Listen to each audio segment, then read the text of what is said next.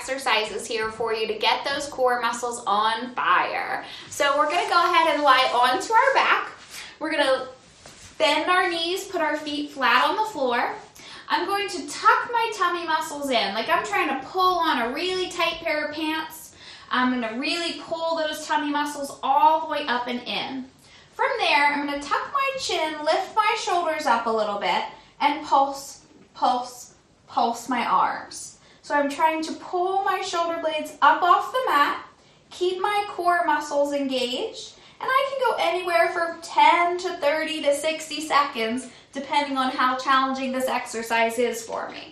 If you have any difficulty with your neck, you can do this exercise with just your lower body. So tuck those core muscles in, pull those legs up, hold those core muscles in, and pulse from here.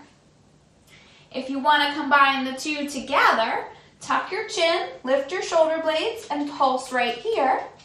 Keep breathing during this exercise. And if you want to make it even harder, lower those legs down, nice and straight, press them together, and pull those core muscles in. So there's a few variations from easy to more difficult to help you engage those core muscles. Another exercise that I have for you is a little controlled leg lowering here. So we're going to pull our tummy muscles in, bring our knees up right here.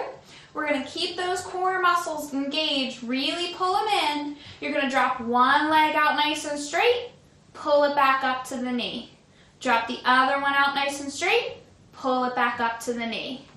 Down and up, core muscles are in, down and up. If you want to make that exercise harder, add the arms. Tuck your chin, lift your head, arms go here by your ears, go one and up, one and up. Keep breathing with this exercise.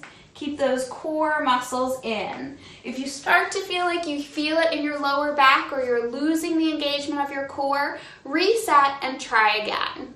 Give those exercises a try and see how you feel.